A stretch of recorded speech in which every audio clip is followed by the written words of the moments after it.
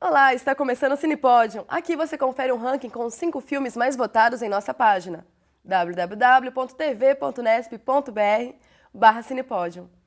E se 1 é pouco, 2 é bom e 3 é demais? Trilogia é o tema dessa semana aqui no Cinepódio. Nosso público entrou no site e votou.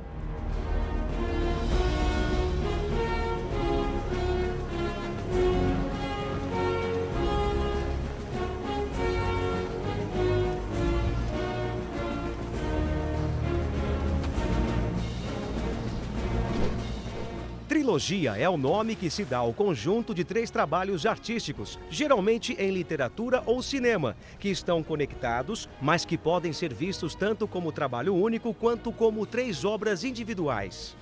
No cinema, muitas trilogias são obras de ficção que envolvem os mesmos personagens ou cenários e fazem grande sucesso de bilheteria, como De Volta para o Futuro,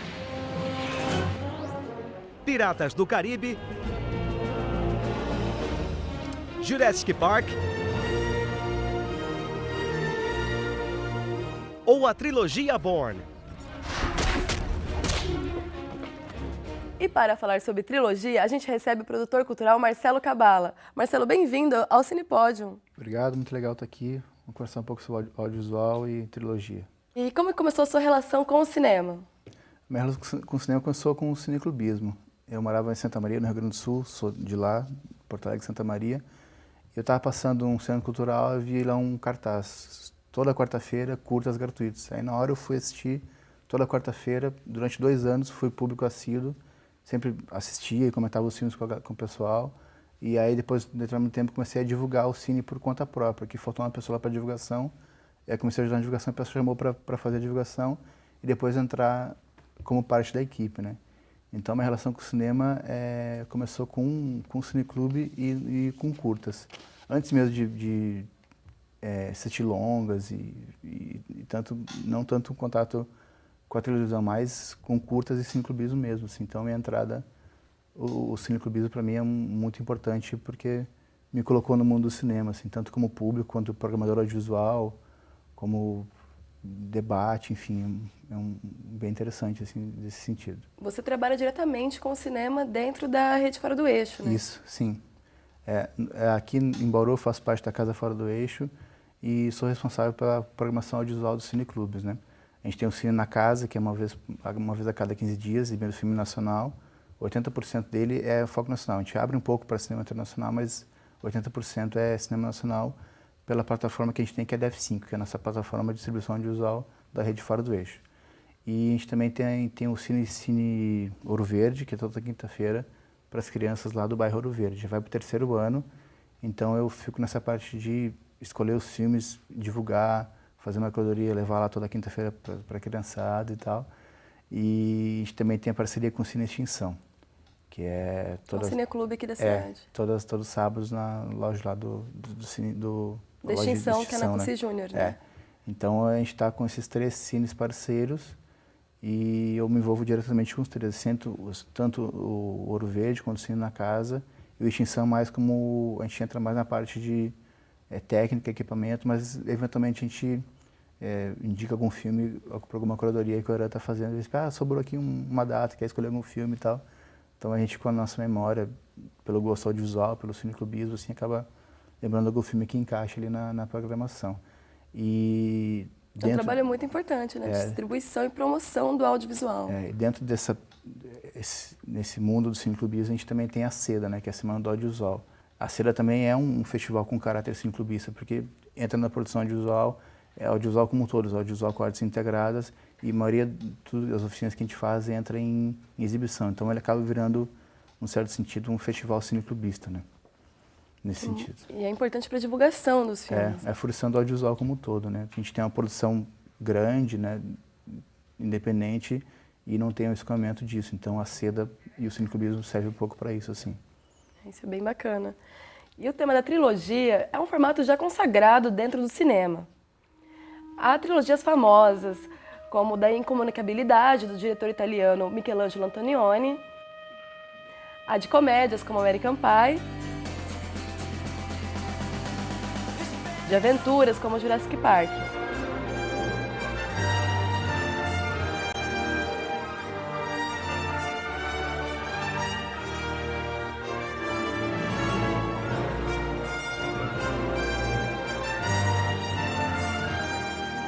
que você atribui, Marcelo, esse sucesso do formato trilogia? É interessante, né? Assim, a vontade do diretor de continuar a contar uma história, de como o público absorve isso, né?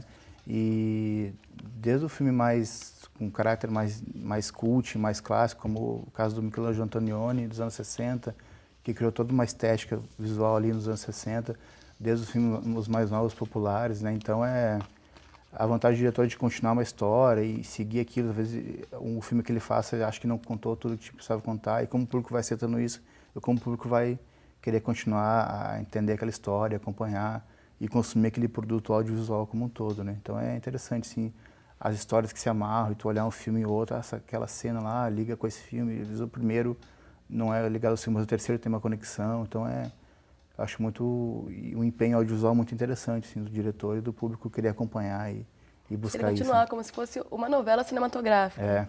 E achar que essa obra não está, essa questão do diretor, essa obra não está acabada, é sempre buscar mais, né, e querer continuar contando aquilo. Às vezes tem trilogias que demoram, tem trilogias que são mais seguidas, mas demora anos para sair uma distante da outra, assim. Então, às vezes passa um tempo, ele vê aquele filme, vou continuar essa história. Enfim, acho muito bacana, assim, essa vontade da continuação da história, assim. Sim, que vem ou do sucesso ou, como você disse, da ânsia do diretor de contar mais sobre aquela história. Independente do sucesso mesmo, assim, acho que mais pelo empenho, do impulso do diretor, né, de fazer isso, assim, né, mais do que... O impulso criativo. Isso. E no cinema, algumas trilogias de grande sucesso são adaptações literárias, como é o caso da mais famosa trilogia dos últimos tempos, que é O Senhor dos Anéis. Por que você acredita que adaptar um livro faz tanto sucesso no cinema?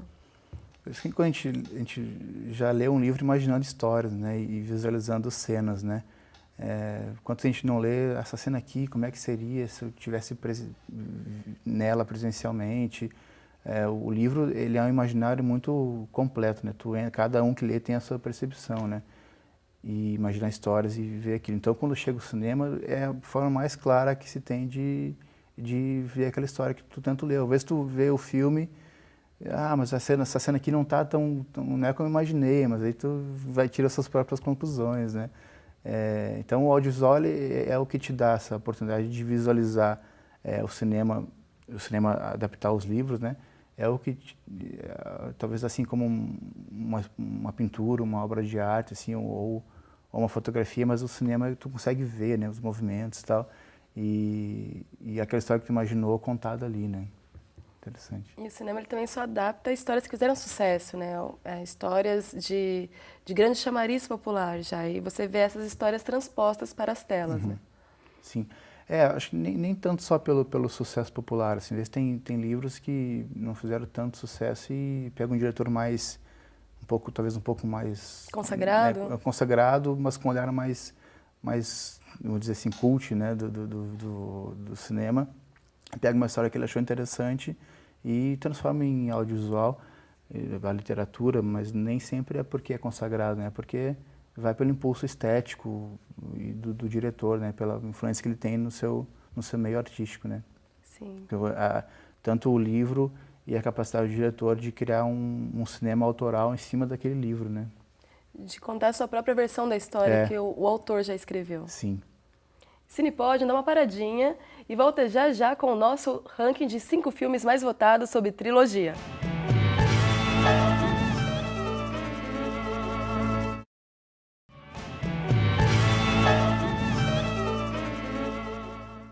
Estamos de volta com o Cinepódio, hoje conversando com o agente cultural Marcelo Cabala sobre o tema da trilogia. Vamos conhecer o nosso quinto lugar? O quinto lugar escolhido pelo público foi Matrix.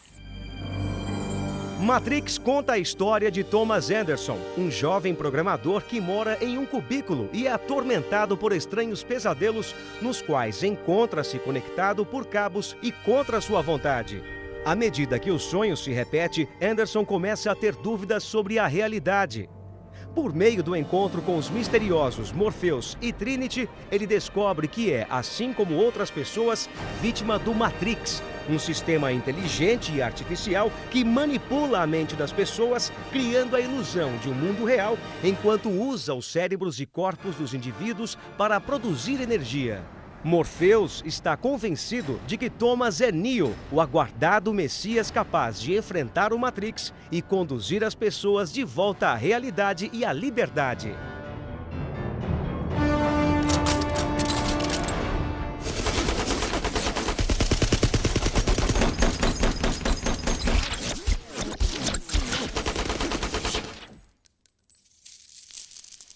Marcelo, o Matrix é uma das trilogias mais marcantes da história recente do cinema. A que você atribui esse sucesso dessa realidade cyberpunk contada de forma ficcional e que conseguiu tanto sucesso junto ao público? É bacana perceber Matrix como a questão da representação da sociedade. A pessoa tem um trabalho e ter a questão da... Enfim, da... Da máscara social. Isso, é que a gente estava falando antes disso, né? E lá tem aqueles mistérios lá de entrar naquela pílula e se transformar, assim, né? Então, da busca por uma outra coisa, assim, a gente sempre trabalha numa situação e durante a vida vai descobrindo outras coisas, assim, e é interessante perceber essa questão do mistério e entrar num outro sistema, assim. Acho que a gente está sempre buscando isso, né, de entrar em outras coisas e também o Matrix é um de filme despertar, também, o Matrix é sobre o grande despertar. E a questão também de ser um filme também com caráter multimídia também, né, um pouco que é a sociedade hoje muito conectada, né, muito interativa, a gente está sempre no celular e coisas assim, internet e coisas. Então acho que ele é um filme traz um pouco isso dessa nova sociedade, desse novo mundo de conexões, assim, um pouco também como já era lá o Odisseia, 2001, Odisseia no espaço dos anos 70, né, que já deu um indicativo sobre isso também. Então acho que ele tem esse gosto por isso, assim, as pessoas se identificam um pouco por essa situação, assim. E o nosso quarto lugar ficou com a trilogia das cores. Trilogia das Cores é uma trilogia de filmes do cineasta polonês Krzysztof Kieslowski e é composto por A Liberdade é Azul, Igualdade é Branca e A Fraternidade é Vermelha. As três cores são uma referência à bandeira francesa e o projeto surgiu em 1989 em comemoração ao bicentenário da Revolução Francesa. O primeiro filme conta a história de Juliette, que perdeu o marido e a filha num acidente de carro e faz de tudo para tentar libertar-se do passado. O segundo é sobre a vingança de um marido abandonado pela mulher. E o terceiro, sobre a relação de uma modelo com um juiz. Marcelo, qual que é a sua percepção sobre a trilogia das cores? Uma coisa bem interessante é de ele ser polonês e dirigir um filme francês, né? Os três filmes, né? É um filme sobre a comemoração, uma homenagem ao bicentenário da Revolução Francesa. É interessante, sim, pegar um diretor de outro país e fazer essa conexão, né? Eu acho que é interessante como ele aborda os três filmes, sempre os três personagens, um de cada um, tentando sair de uma situação, né? Tanto da modelo com o acidente, com o juiz, ou do que a mulher não quis mais viver com ele, enfim, a questão da liberdade azul também, como as pessoas têm que sair daquela situação de alguma forma, essa conexão que ele fez entre os três filmes, né? E a questão da fotografia que ele aborda, sempre uma questão mais pesada, mais cinzenta, assim, o Krzysztof Kieslowski é um diretor que tem essa característica da fotografia mais dramática e densa, então isso combina muito bem com a história que ele está contando, assim, né? E como ele conseguiu amarrar os três, a situação sempre alguém tem que ser de alguma coisa, ou um que volta para sua cidade, ou a modelo que tem que lidar ali com a situação do juiz, enfim, a outra que perdeu o marido, então é como as pessoas têm essa questão de sair daquela situação e criar uma relação nova, e isso dentro de uma sociedade também, nos anos 80, né, bicentenário da França, né? Então é como isso se dá com a revolução do país também, as conexões ali daquele momento. Então, que é um pouco do reflexo da nova França, de superação, de sobrevivência. De entender também esse momento, né? E como a sociedade estava vivendo isso e coloca os personagens nesse novo momento também, né? Um reflexo talvez da Europa pós-Muro de Berlim também. Por isso eu acho que até a escolha desse imigrante polonês, né, para escolher Sim. a direção desse filme, É. essa França cosmopolita, diferente. Essa de integração, né, da Europa como um todo ali, né?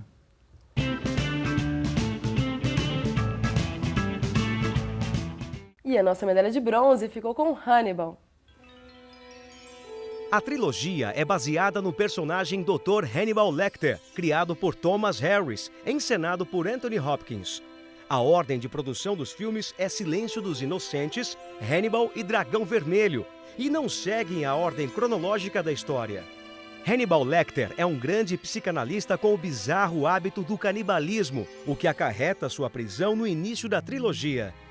Enquanto está encarcerado, o Dr. Lecter é consultado para auxiliar na captura de serial killers, devido à sua excelente habilidade de compreender a mente humana.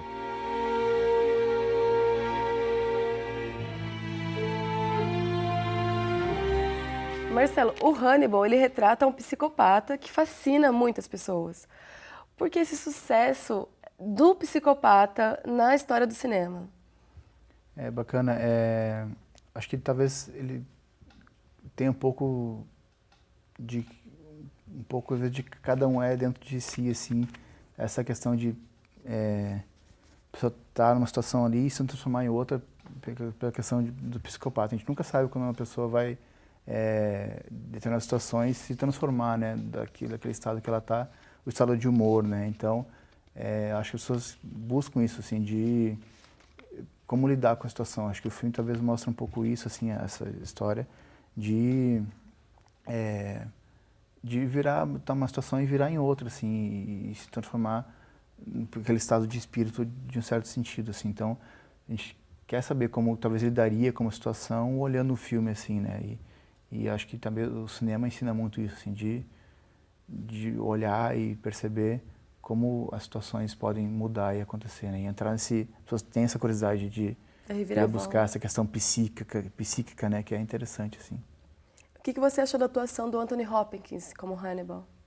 É interessante, consegue ter prender o espectador de uma certa forma ali, e querer entrar na história, e como a trama vai sendo desenrolada, é muito competente, assim, um ator realmente incrível, assim, na história do cinema, né, com essa história, assim, interessantíssimo. E faz com que o telespectador crie uma empatia, na verdade, com o assassino psicopata que é o Hannibal. Sim, a gente tem isso também, né, assim, se for puxar um pouquinho para o cinema brasileiro, assim, também, a gente tem, não é trilogia, mas no próprio filme Cheiro do Ralo, né, o personagem de Selton Mello cria essa questão de não querer ser amigo daquela pessoa, né, de não... Eu olhava aquele filme assim, nossa, eu nunca ia lidar com uma pessoa assim, ter uma relação com uma pessoa, são pessoas assim, de certo desprezo pelas outras, assim, né? Então como o cinema também consegue te mostrar pessoas que tu não se relacionaria, assim, talvez. Mostrar realidades que não te pertencem, né? Sim. De mundos distintos. E o Cinepod vai para o intervalo e volta já já com nossas 2 primeiras posições. Não sai daí!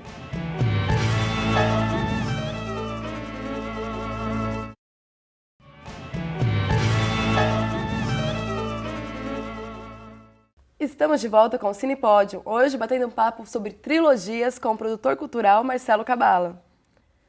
Marcelo, vamos conhecer agora o nosso segundo lugar aqui no ranking? Vamos lá.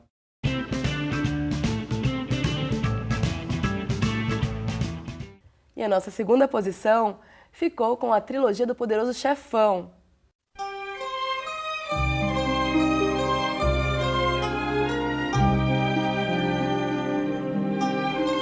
Considerado um dos melhores filmes americanos de todos os tempos pelo American Film Institute e a obra-prima de Francis Ford Coppola.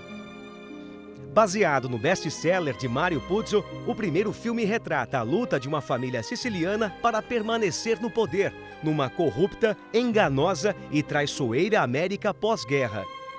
Em O Poderoso Chefão, parte 2, temos a ascensão do jovem Dom Vito Corleone em Nova York e também de seu filho Michael como o novo Dom. No capítulo final da trilogia, Michael é dominado pela culpa de suas ações passadas, ao mesmo tempo em que planeja legalizar completamente seus negócios. Marcelo, você acha que esse universo do crime, da família e da máfia contribuiu para o sucesso do Poderoso Chefão? Sim, a questão de... essa questão da máfia é sempre um mistério, assim, saber como é, né? Sempre o cinema, quando conta, é sempre um mistério, assim, querer saber entrar naquilo, conhecer um pouco mais daquela história, assim. E sempre a questão da família também, né? Tudo questões que envolvem essa relação, né? E é umas trilogias mais consagradas do cinema, né? Interessante acompanhar e saber dessa história, assim. Tem uma trilha muito interessante também, acho que como o diretor conseguiu reunir os três filmes em uma trilha, e a fotografia dele é muito interessante também, assim, acho um filme, assim, para quem gosta de cinema é um filme básico, assim, tem que... Ele levou o estrelato grandes astros, né? Como verdade, Robert De Niro, Al Pacino, Andy Garcia, e tem muitos outros. Sim, sim. E a máfia e os crimes seriam um pano de fundo para, na verdade, contar a história de uma família de imigrantes? Essa questão, né, sempre essa questão da imigração sempre também sempre tem nunca, sempre quando a gente vê essas histórias assim, nunca tem sempre uma questão dolorida e misteriosa, assim, sempre com essa relação de pessoa sair de um outro país, e sempre tem como se dá a passagem de um país para o outro, sempre tem uma questão de como lidar com máfia, com o governo sobre isso, como pessoas que ficam no país um tempo e não pode, e tem que voltar, tem que sair. Então, como isso se dá na questão de como burlar isso também, né? E como as famílias vivem com isso, assim, né? Ficar naquele tempo de um determinado país e voltar e não poder sair, enfim. É mais ou menos isso, assim. E o sucesso do Poderoso Chefão estaria atrelado também à dificuldade, à ascensão das personagens principais para construir uma família, para ser, no caso do Michael, o chefe de família, exercer aquele papel do homem forte, do negócio familiar? Sim, do mais tradicional, né? Do empenho desse pai de família em manter aquela família, aquela estrutura, né? E de tentar essa questão de permanecer no país, né? E de burlar aquele sistema, aquela lei, aquela máfia, o governo como um todo, assim, para se estabelecer naquele país, naquela sociedade, né? Acho que é muito interessante perceber, assim, essa determinação de querer estar ali, né? E manter aquela família, né? E agora vamos conhecer a nossa medalha de ouro, Marcelo? Vamos sim, vamos conhecer. Mas antes, vamos ver quem passou pelo nosso ranking. Em quinto lugar, temos o Matrix, filme que consagrou Keanu Reeves.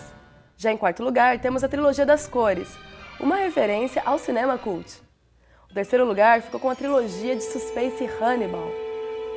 E a nossa medalha de prata ficou com o clássico mafioso Poderoso Chefão.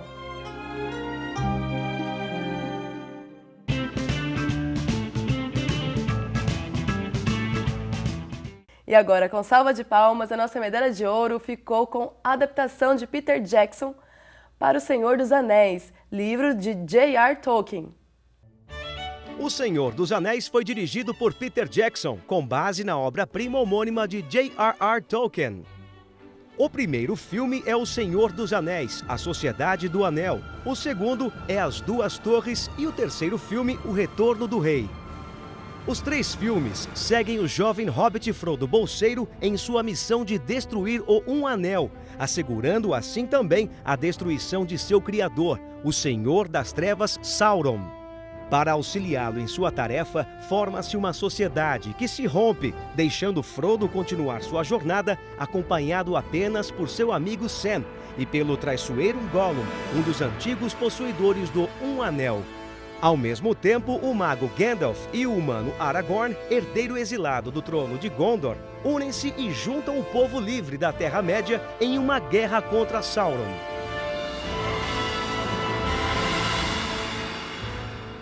Essa mistura, Marcelo, do medieval, da fantasia e dos imaginários com uma adaptação literária que fazem do Senhor dos Anéis ser um grande sucesso?